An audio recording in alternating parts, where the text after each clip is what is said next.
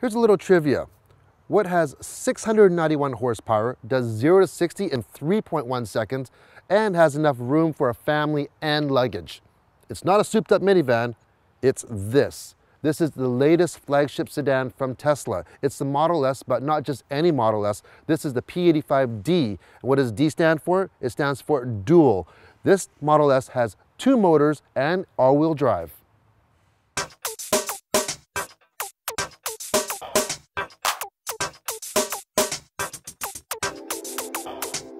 In case you haven't seen it before, this is the Tesla Model S. It's got a sleek look with a solid front grille since you don't need the cooling since there's no gas engine. There's a couple small air intakes for fresh air. Standard are 19-inch rims, but on this one, you get hot-looking 21-inch rims with a custom red paint job. To add some more cool factor and to make the car even more slippery, the door handles even recess. I personally think that this car looks extremely hot with the red and black wheels. If you like simple, then you'll love the interior of the Model S. This is as simple looking as you can get. There are no knobs or switches to pull or push anywhere on the front dash here. There's no knobs for the climate control. All you have is you have your steering wheel, which has volume control, and a wheel here for voice commands. And you have your turn signal and your transmission selector. Basically, if you own a Mercedes, you'll be very familiar with those because that's where they come from. You have your speedometer in your front, and then on either side of your speedometer, you can have your entertainment, you can have your navigation on the other side, whatever you want to program. The P85D comes standard with Alcantara suede interior, which is a really nice high-end look. Now, as for storage in the front compartment here, you have this big flat area here, perfect for if you want to put, if you're a woman, you want to put your purse there or things like that. But I find that there is a little bit lack of storage for a vehicle this big. There's no map pockets on the door panels at all. You do have one glove box in the front, but the center one here does not open up, so there is no other storage, which I kind of miss for, you know, putting your wallet, for your sunglasses, things like that. Now, speaking of the center console, these drink holders here, here's my water bottle. Okay, it fits in perfect, but the problem is it's too far back. I'm actually reaching back to get it here. I wish it could be up front or, you know, like about here. You're not going to put it on that flat area. It's going to fall down. Now on to the main event, the 17-inch touchscreen in all Model S vehicles. This thing is awesome. And anyone that comes in, they're in awe, like, wow, look at the size of that screen. Not only is it big, but it's extremely functional and easy to use. With the screen, you can do anything like closing the sunroof or opening the sunroof. You can change your suspension settings, your drive settings, what your steering mode is, your acceleration, sport or insane, by the way, lots of different things. Even your heated seat and steering wheel are controlled through this beautiful, rich display here. Go into the main display, you have a dock on the top, very similar to what you have like on an Apple computer, which would be on the bottom. And right now you have the entertainment on the top and you have a navigation on the bottom. Now the one thing that I really do like is this heating controls are actually on all the time. They're on the bottom, so you don't have to go through any menus. It's like having a manual control, which I love. I don't like going through a lot of menus. Now, if you want, it's very easy to switch up what you're looking at. You have navigation and then radio here, but also you can actually go full screen. So there we go, we have full screen. I want to see the navigation, for instance. You can push navigation, or I can just drag it into the screen. It splits it up. I want to see a full navigation. Now this is impressive. You have a huge screen for your navigation. You can see where you're going to drive for the next 2 hours if you want. You can pinch and zoom just like you would a tablet. It shows you where the superchargers are. If I hit this button here, it's going to show me where all the closest charging stations are, regardless if there's Tesla or not, which is a nice feature. For web, check this out. We can drag the browser in. Now this vehicle is equipped with a 3G connection, and that's included in the car. So you can look up restaurants, you can look up different things, your passenger can look it up. Now the only thing is that it does not play flash, so you can't watch those everyday reviews while you're driving, unfortunately. But it's a great display. We can make it full screen, very easy to see this way. You can scroll up. If I want to pinch in to read more, I can pinch in. Look at that. Amazing, amazing. And I want navigation. I just drag that back in. It's that easy. And say we want media, and we can just switch out however we want to see whatever we want.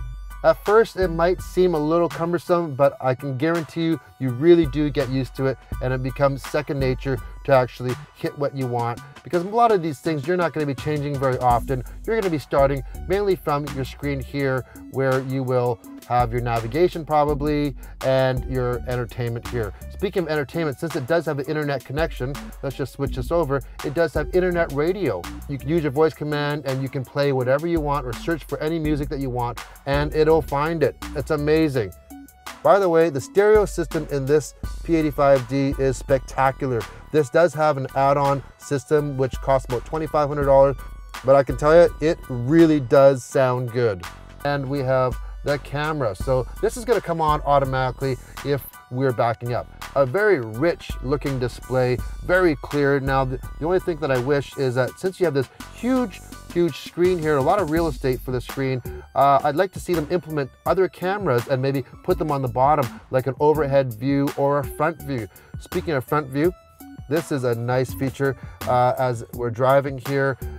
This would come on automatically if we were properly driving, but what it has, there's our rear view. You have your little car here. It's complete with parking sensors. And I'm going to go close to something right now. And as you can see, we have objects to our left and to the front, and it tells me the distance, 34 centimeters.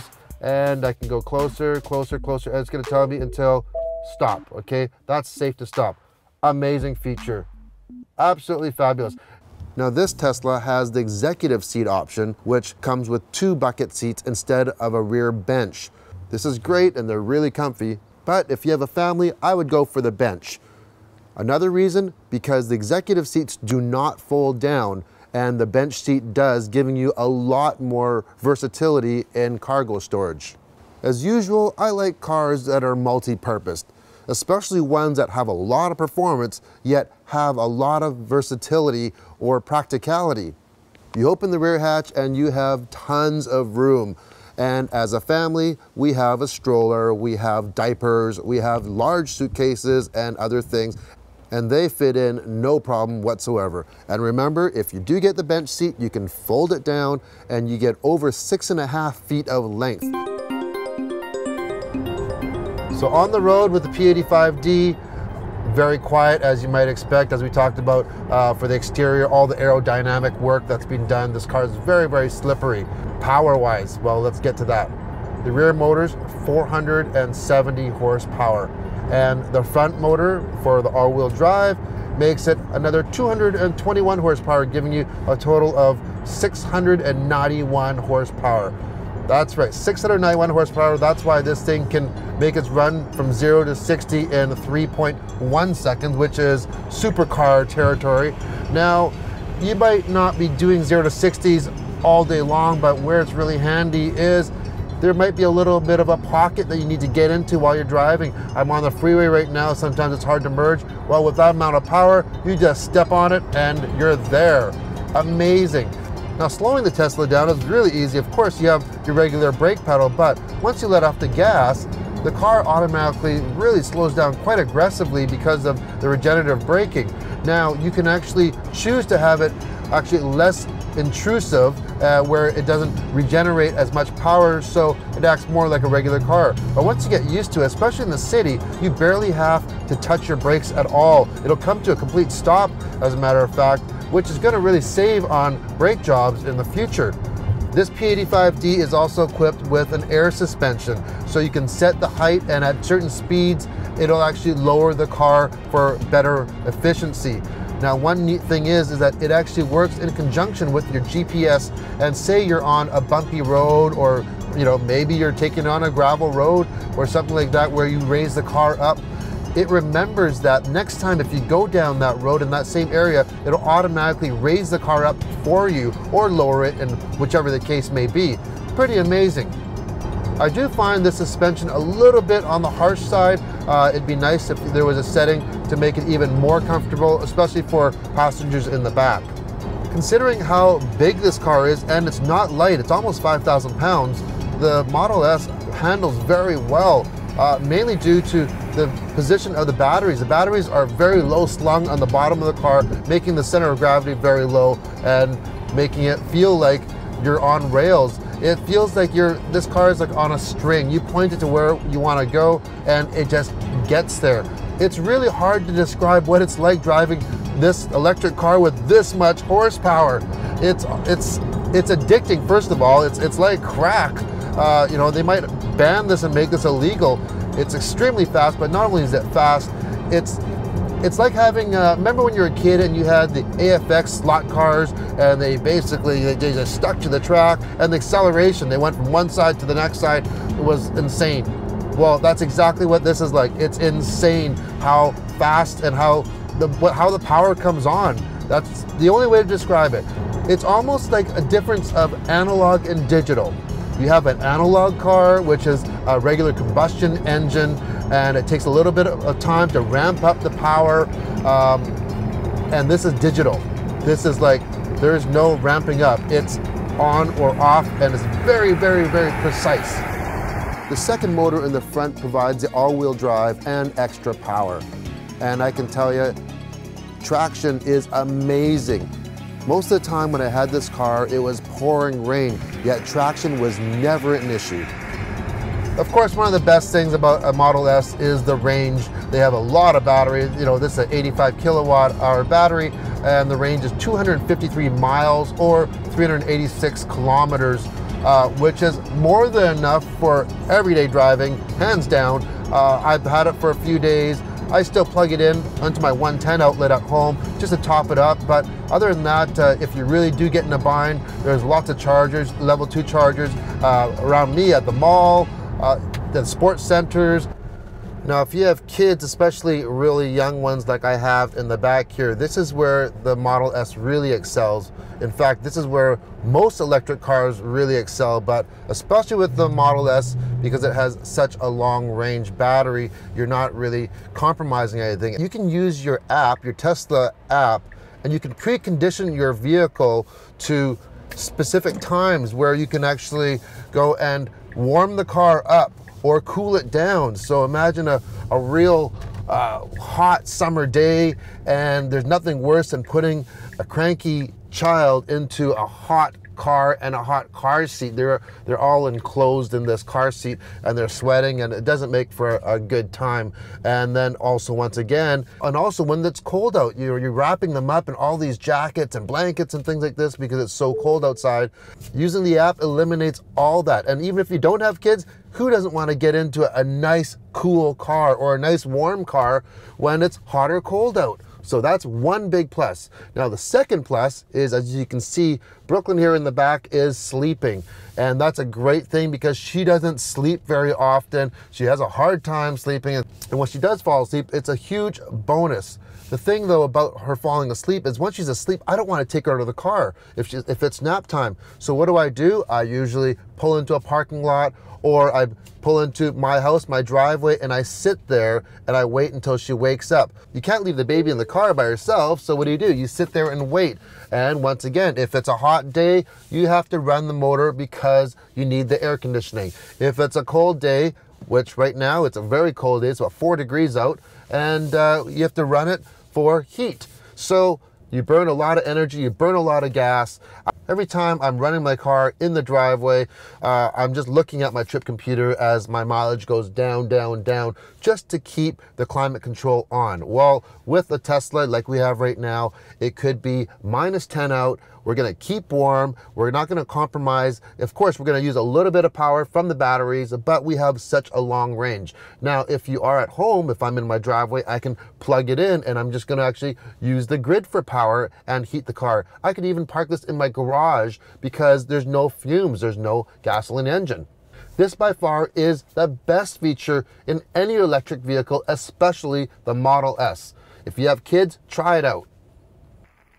If there are any viewers out there that are watching this that actually own one of these cars, a P85D or even another Model S, can you answer me one question? Just make a comment below here. Does the novelty wear off?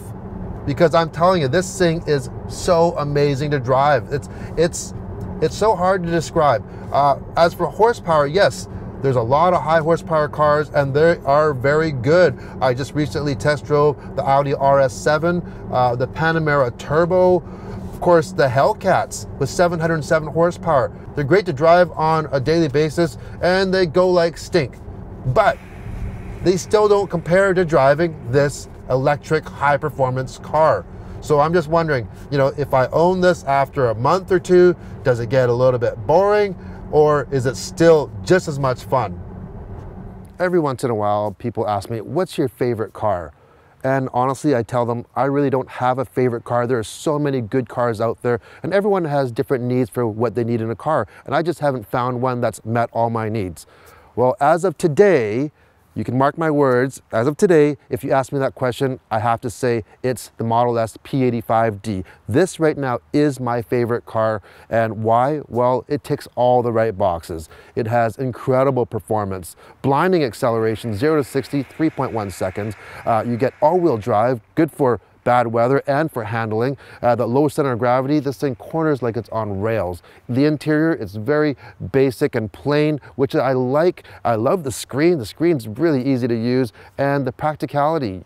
If you have a family, seriously, you should consider owning a Model S if you can afford it. And the best thing, it's 100% electric.